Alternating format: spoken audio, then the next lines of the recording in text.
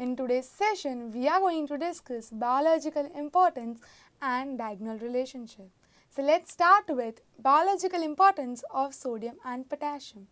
When we talk about sodium and potassium importance in biology or in our human body, daily requirement for sodium is somewhere around 5 to 10 grams, and which is intake in the form of NaCl or sodium chloride. The second is KCl, that is potassium, daily requirement is somewhere around 4 grams. Let's consider this is a human cell, and we have this is blood plasma, this is human cell. Major cation present inside the cell is potassium, which is in high concentration, and cation in blood plasma majorly is sodium, which is present in very high concentration. So this is about biological importance. Let's see what this sodium and potassium do in our body. The first important point is it allows nerve fiber to conduct impulse, something like this. Second major important point is it allows muscle contraction. Thirdly, it helps in transportation of sugar and amino acid. And the last important point is it helps in regulatory system for acid-base balance. So this was about sodium and potassium importance in our body. Let's see if there is sodium deficiency, what will happen. When we talk about sodium deficiency, the first important problem arises in our body is atrophy of muscle. Second is retarded bone growth. And the third is reduces blood pressure. So whenever there is sodium deficiency, we can suffer from all these problems. Let's see if there is potassium deficiency. Potassium deficiency leads to reduction in heartbeat and paralysis of muscles. That's the reason sodium and potassium plays a very important role in human body. Let's talk about biological importance of magnesium and calcium, which are group 2 elements. Firstly, let's talk about magnesium. Magnesium is main pigment for absorption of light in plants' chlorophyll, and it is present as Mg2+. Let's talk about calcium. Calcium's daily requirement is somewhere around 200 to 300 milligram. Calcium plays a very important role in bones and teeth formation. It helps in neuromuscular function, and lastly, calcium is important for blood coagulation. Let's see if there is a calcium deficiency in our body. It leads to rickets and osteoporosis. There are many other diseases like osteomalacia. And now let's discuss magnesium deficiency. This will lead to convulsions and neuromuscular irritation. So this was about calcium and magnesium deficiency. Now let's talk about something called as diagonal relationship. Why this diagonal relationship exists? The major reason is similarity in ionic size and atomic size. And the second important point or reason is similarity in charge by radius ratio. Let's talk about similarity between lithium and magnesium.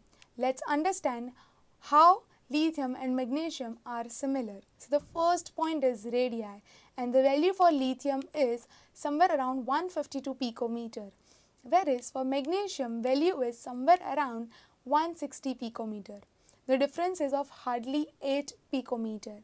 This was about atomic radii, similarity in radii. Second similarity is ionic radii. Value for lithium ionic radii is somewhere around 76 picometer, and for magnesium value is 72 picometer. So hardly the difference of 4 picometer. Third important point is polarizing power. For lithium the power is 1.7 and for magnesium power is 3.9. And the last similarity is electronegativity. When we talk about lithium, the value is 1.0, and when we talk about magnesium, the value is 1.2. These are the similarities, we can say similar values. Let's understand how and why they are different. So let's talk about diagonal relationship of lithium and magnesium. The first point is hardness. When we talk about lithium and magnesium hardness, it's harder than other metals. So the metallic bond is strong in case of lithium and magnesium. Second point of similarity is hydroxide. When we talk about lithium and magnesium hydroxide, those hydroxides are weak base and other metals hydroxides are comparatively strong base. Third point is bicarbonate. Lithium's bicarbonate or magnesium bicarbonate does not exist in solid form. Most probably it exists in aqueous or the solution form.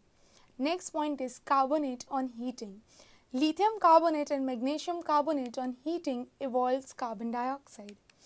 We have chlorides. Lithium chlorides and magnesium chlorides are deliquescent in nature and they generally forms hydrates. Then there is reaction with air. Lithium reacts with air. That means lithium reacts with oxygen and nitrogen both. Even magnesium reacts with oxygen and nitrogen both and they forms oxides and nitrides. Lithium forms Li2O with oxygen and magnesium forms MgO. Whereas with nitrogen, lithium forms Li3N and magnesium form Mg3N2. So this was about oxides and nitrides. And the last point of similarity is lithium hydroxide and magnesium hydroxide under heating.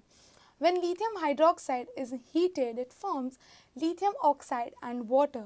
Same is the case with magnesium hydroxide, which forms magnesium oxide and water. So these are the points of diagonal similarity or diagonal relationship. Hardness, hydroxide, bicarbonate, carbonate on heating, chlorides, reaction with air and hydroxides on heating. So this is about diagonal relationship between lithium and magnesium. Let's talk about the next diagonal relationship, which is between beryllium and aluminium. Let's discuss how they are similar. The first point is bonding.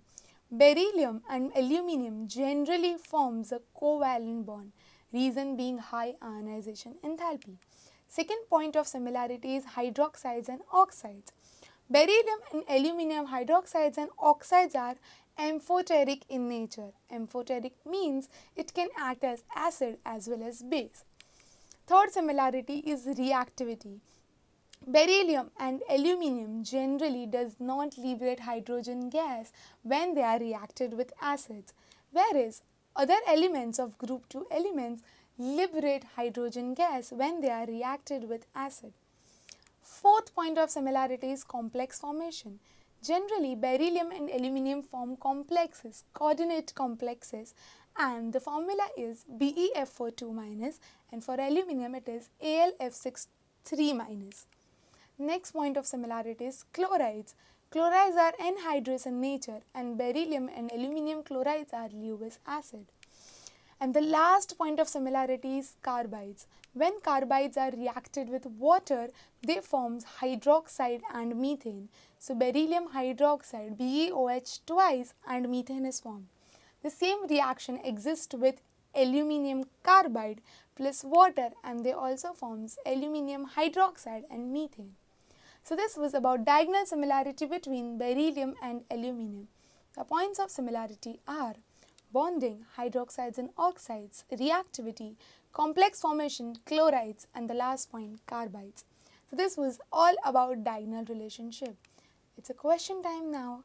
I'll give you 3 questions and you have 40 seconds to solve. Your time starts now.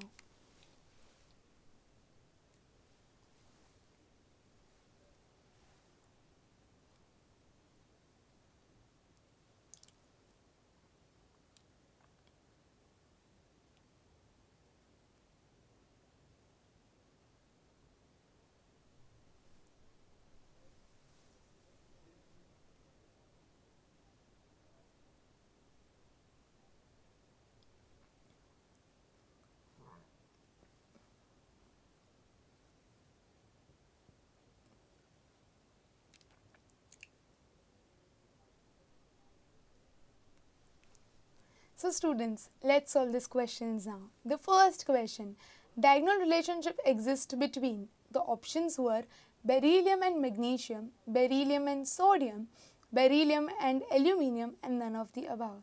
The correct answer is beryllium and aluminium, answer option C.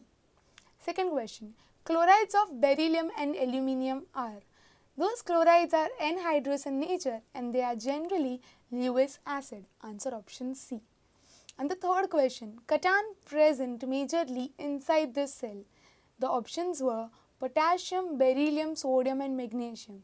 The correct answer is potassium cation, whereas sodium cation is present majorly in blood plasma. So if you got all the 3 questions right, you got 3 on 3. Thank you.